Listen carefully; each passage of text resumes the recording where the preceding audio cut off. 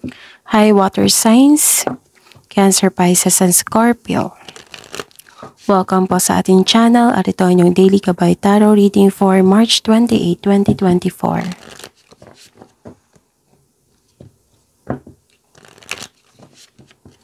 Please be reminded that this is general reading po, sa maaari kayo magka-relate o hindi, just take what resonates.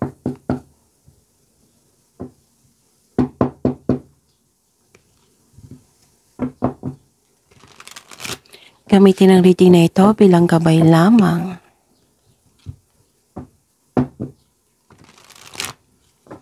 Balik po kayo dito bukas para sa ating Daily Gabay Tarot reading.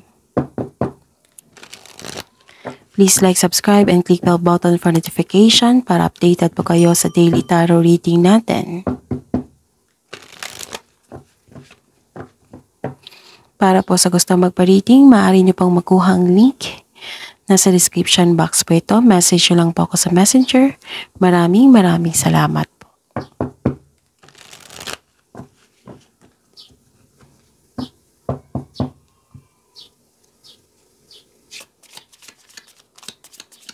Spirits Guide, ano po ang mga ganap sa araw na ito para kay Cancer, Pisces, and Scorpio ngayong March 28, 2024?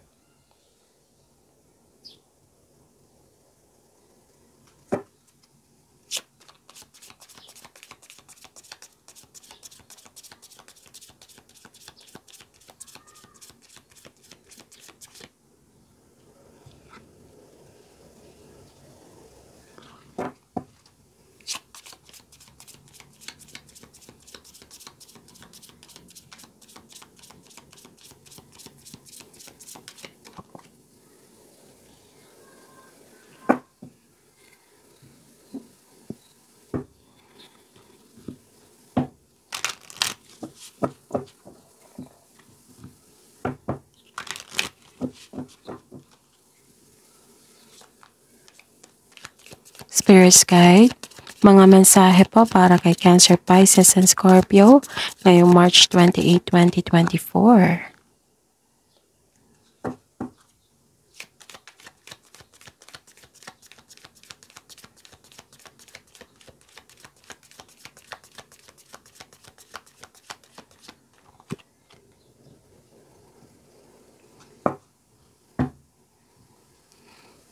Okay. Cancer, Pisces, and Scorpio ngayong March 28, 2024.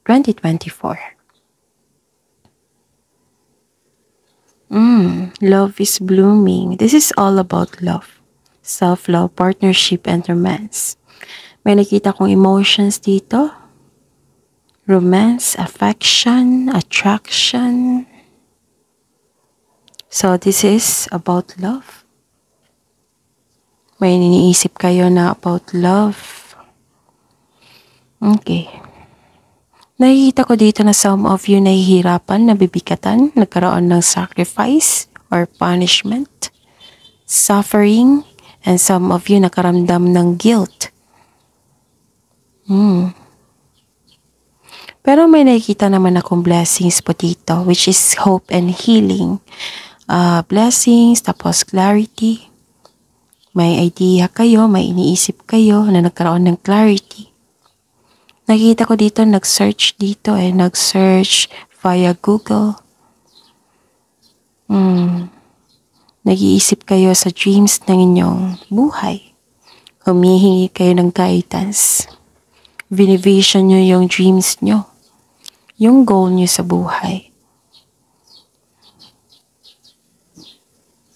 Okay.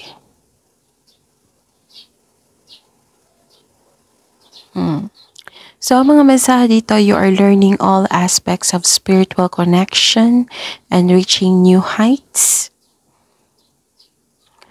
New rhythms are coming into your life now. You are encouraged to trust and adapt.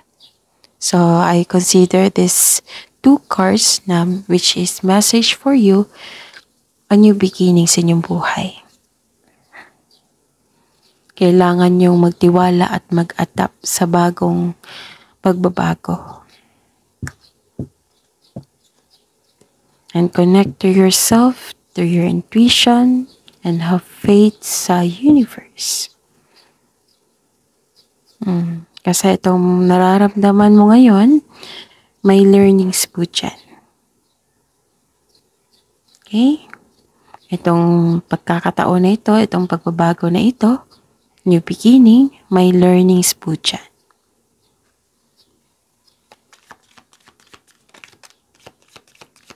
Spirits Guide, energy po ni Cancer, Pisces, and Scorpio ngayong March 28, 2024.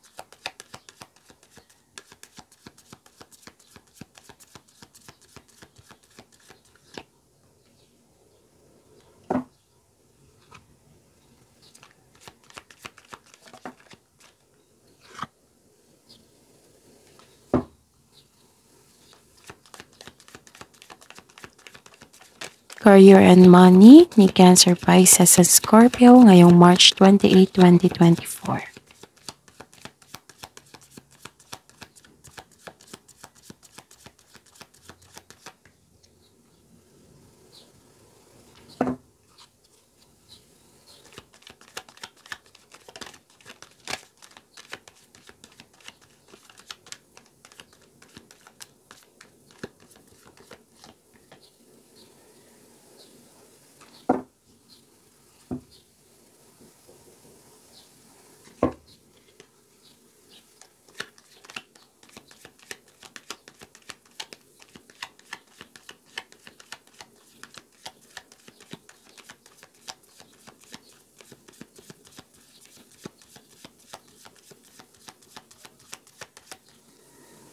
Love life, self-love, partnership, and romance.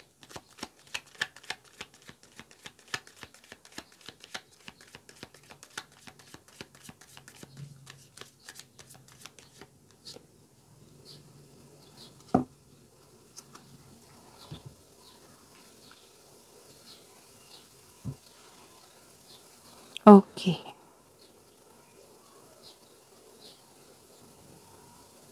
Okay, Cancer, Pisces, and Scorpio, please visit our channel po. Scroll down nyo lang po. Andun po yung bagong upload po na separated video, yung Cancer, Pisces, and Scorpio. Love reading for April 2024 and monthly Kabay Tarot reading for April 2024. So check nyo po sa channel natin kasi may makukuha kayong karagdagang mensahe po doon. Okay? Na magsilbing gabay sa inyo. Maraming salamat po. Okay, may nakita ako dito na may taong hindi totoo sa inyo. At saka may taong nag-spy sa inyo, pinagmamasdan kanya sa malayo, nag-o-observe siya sa inyo. Mag-ingat po kayo sa taong may inggit sa inyo. Kasi nag-spy po siya.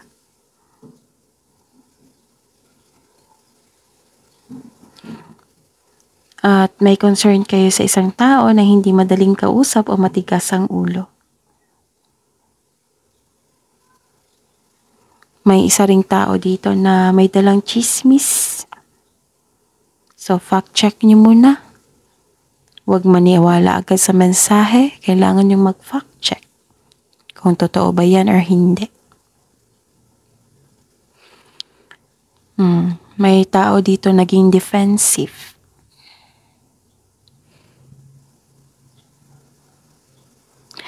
At saka may nakita kong aggressive dito. Mag-ingat sa isang tao na masakit kung magsalita. Kasi baka magbibigay sa inyo ito ng stress. Nakikita ko kasi dito na nahihirapan kayo marahil sa taong ito.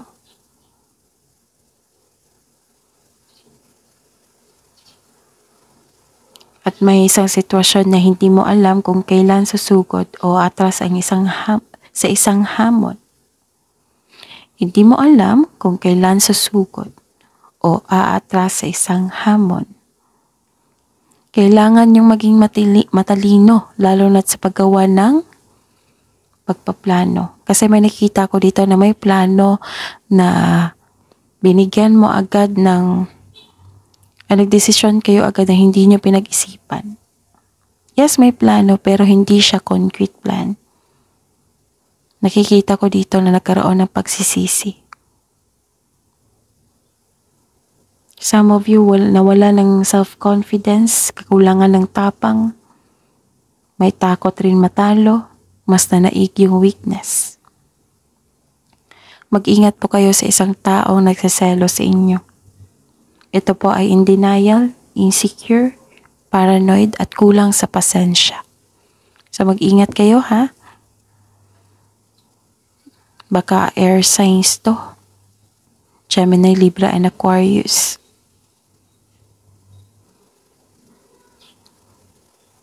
Okay. Kasi nag-observe siya sa inyo eh.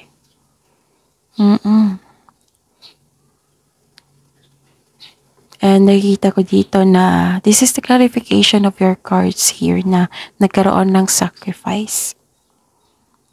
Pwede din na may hinihintay kayo or nagkaroon ng hesitation or suspension.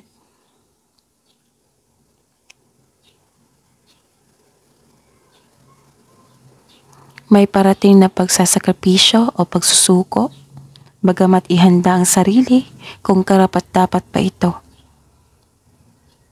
Some of you nag-iisip ka dito na pero hindi gumagalaw. Nagkaroon ng pag-aantay o delay. And this card asks you to try to invest your time wisely habang hinihintay mo ito. Kung naghihintay ka ng job opportunity or contract, there may be delays and frustration. Pwede din sa kaperahan ito. Yung inaantay mo na pera ay nagkaroon ng delay.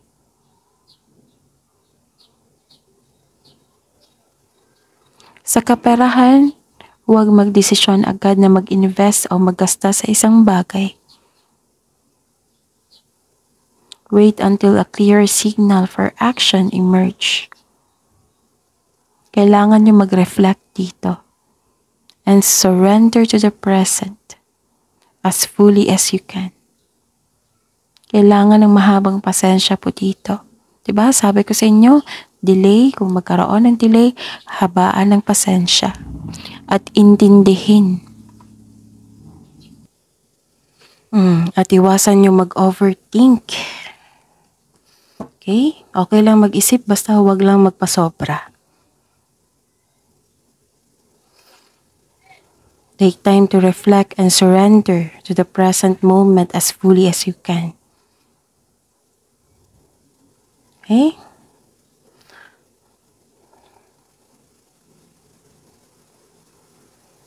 Some of you nag-iisip dito na kung worth it ba magstay sa inyong trabaho kasi ilang years na kayo dyan.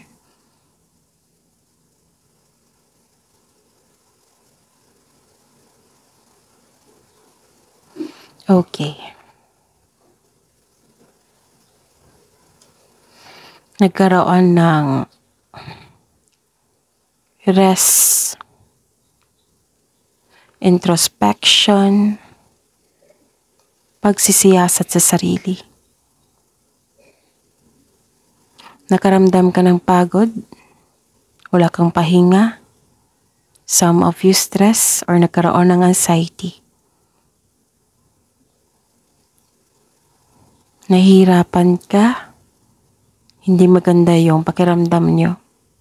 Naapektuhan po kayo sa mga nangyari. Some of you nagpahinga kayo ngayon. Nag-isip ng mabuti para makapaghanda o magpagaling. And this card asks you to relax, calm your mind and reflect. Sleep and meditation po. Sleep and meditation ay kailangan. Stress at pagod ka sa trabaho, gusto mo mag-leave o magbakasyon. kailangan talaga ng pagpahinga dito. Kasi after nito, makakapagbigay ito ng increased productivity and a healthier mental state.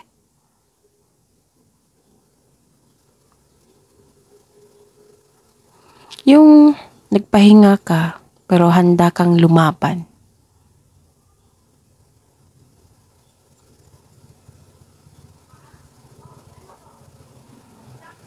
Na-drained kayo, naubusan kayo ng energy, nagpahinga ka,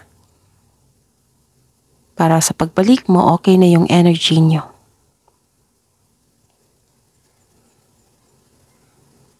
So this is good kasi you are decided na magpahinga. Kasi nahihirapan kayo nabibigatan kayo. And I consider this as a healing. So this is the clarification of your card here na nagkaroon ng hope and healing.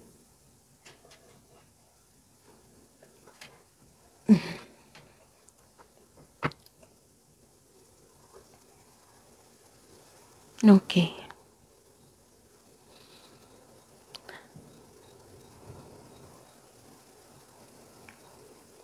Sa buhay pag-ibig, may nakita ko ditong breaking with tradition.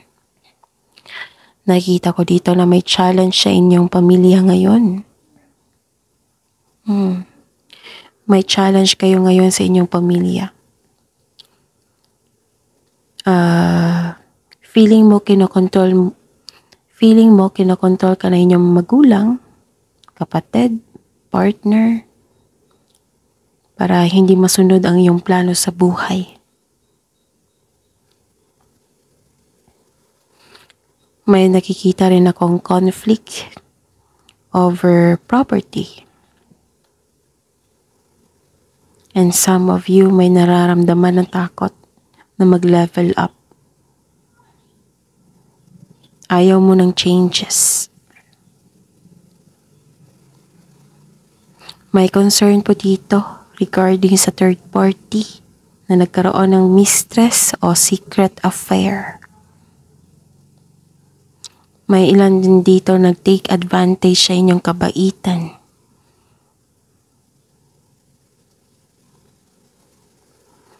And mag-ingat po daw kayo sa mapaninlang at magnanakaw.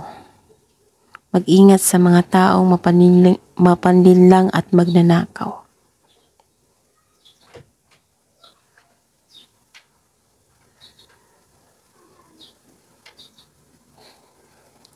Ingatan nyo rin ang kaperahan nyo po. Okay? Kasi may nakita ko dito nag-o-observe siya sa inyo. Tapos nakikita ko dito, ayaw nyo ng pagbabago. So this is the connection of your message here na kailangan nyong mag-trust sa inyong sarili, have faith sa universe, and adapt itong pagbabago na ito.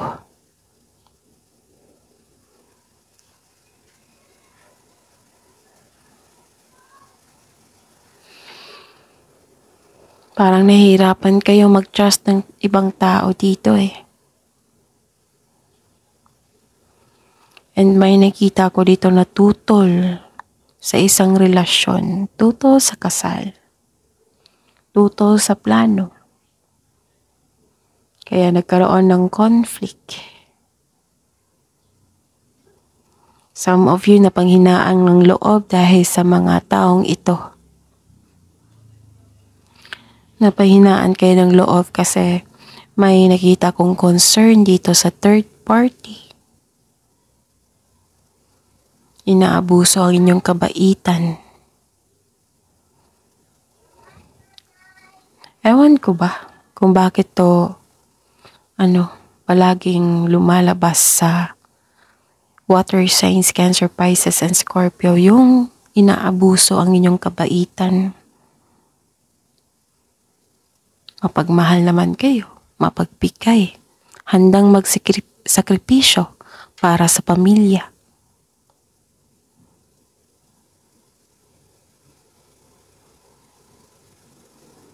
Gusto niyo mapag-isa dito para makapag-isip. Naglaan ka ng oras upang ikaw ay makapag-isip na mag-isa. Soul searching ika nga. You can restore your energy by spending time with yourself. Para sa pagbalik mo, you will feel your energy restored. All life's answers are within you. It is time for soul searching and seeking your own inner truth. Mag-meditate kung kailangan po, or take a long walk. May nakita ko ditong realization inaabuso niya yung kabaitan ko. Nag-take advantage siya sa akin. Nagsiselos pala tong taong to sa akin. Ganun. Example yan. May na-realize kayo sa mga pangyayari, sa mga nangyari.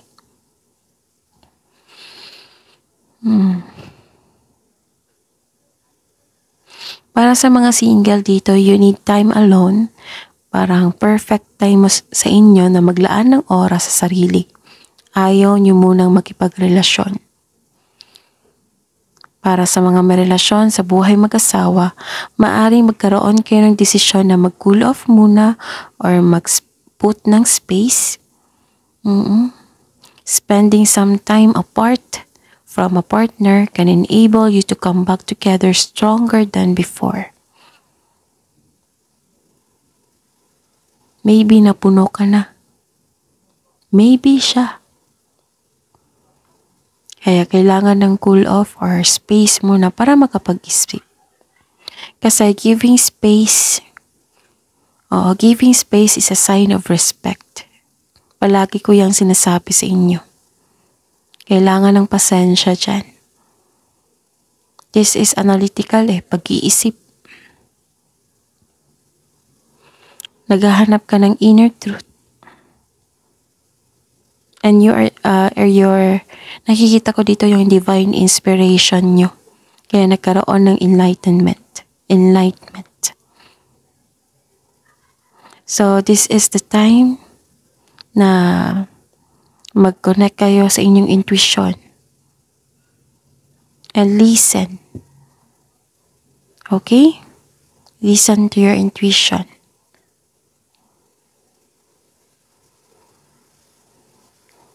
Kasi napagod kayo dito sa mga nangyari, lalo na sa mga nag-take ng advantage sa inyo. Okay? So, ayun. Cancer, Pisces, and Scorpio.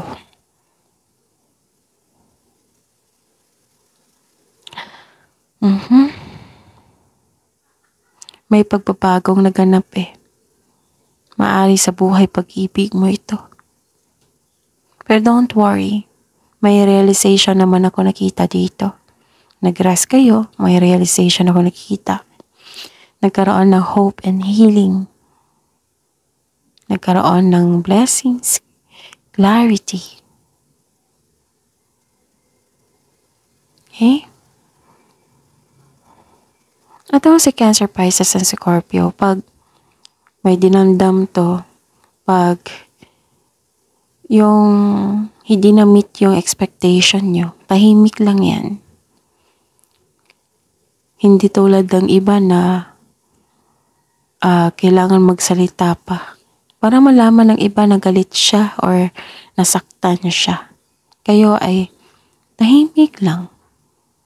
Kung sobra na kayong nasaktan, iiyak nyo lang. You know what?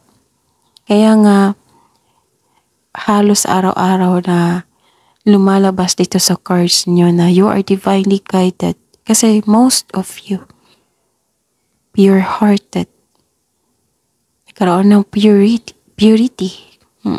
Yung likas na mabait. Likas na mabait. At tsaka kayo ang the most, strength nyo itong, anong tawag ito? Pagbigay ng mahabang pasensya. Pag-intindi.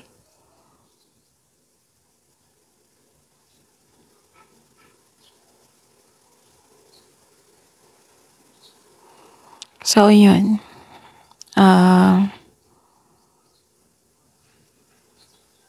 some of you, tahimik lang habang ginagawa nyo yung trabaho mo. Kung puno na, iiyak na lang.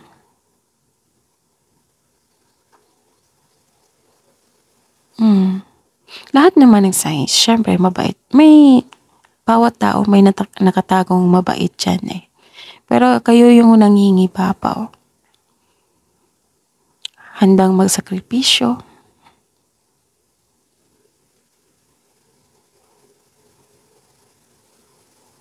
Ibibigay lahat para sa mahal sa buhay kahit nahihirapan sila.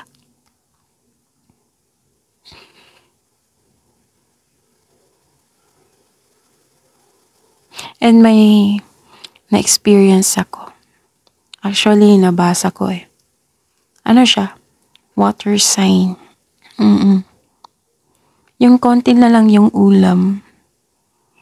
Tapos, dalawa sila ng anak niya nang kumakain ng ulam. Siya konti-konti lang. Dinami lang yun yung rice. Kasi mahilig sa ulam yung anak niya eh. Kahit paborito ng water sign yung ulam. Willing siyang magbigay ng malaking part ng ulam para sa kanyang anak, mahal sa buhay. Ganon kabait si Cancer, Pisces, and Scorpio. Baka hindi nyo alam ha.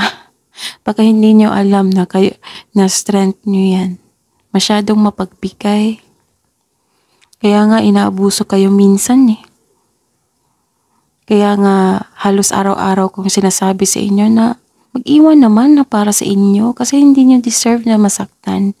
Deserve nyo maging happy. Deserve nyo bigyan ng magandang treatment.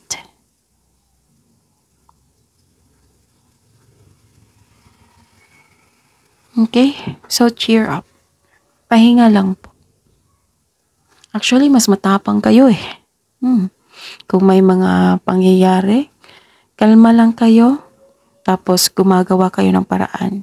Yung iba nagkaroon ng rattle na, oo. Kayo kalma lang. Minsan, naisip nyo, bakit ko nagawa yun? Sa sobrang bigat ng pangyayari, bakit ako nagawa ng maayos yun? Ganon. Kasi ganon kayo eh. Sobrang lalim nyo.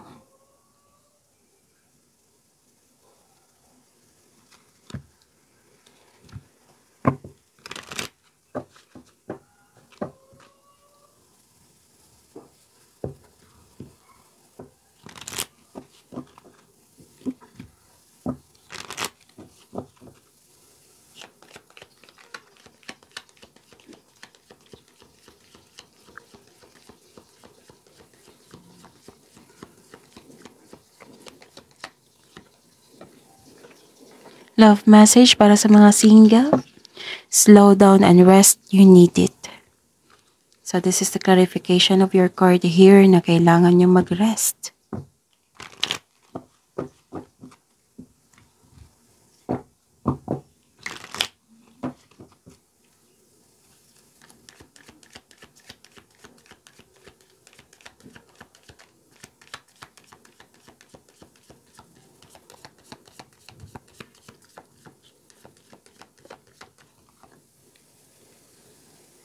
Okay, para sa mga may relasyon sa buhay mag-asawa, the universe is guiding you to that special person. Allow everything to its natural course.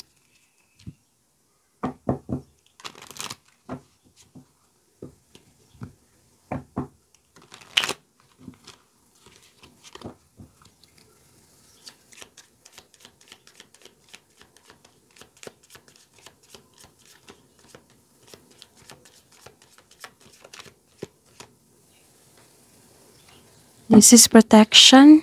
You are entering a phase where in order you to be in alignment with your intention and co-create your best life, you may have to be discerning and say no to many things that have been holding you back in the past.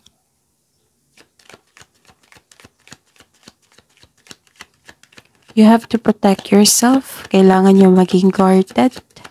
Kasi para, yun, maiwasan yung nag-take ng advantage sa inyo. Tapos, nothing will come of this situation.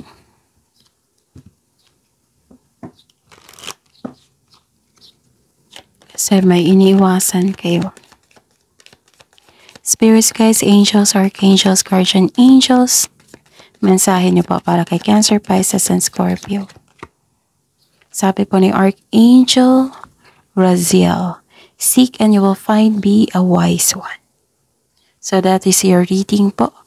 Ngayong araw na ito, March 28, 2024. Please like, subscribe, and click bell button for notification para updated po kayo sa daily tarot reading natin. Maraming salamat po.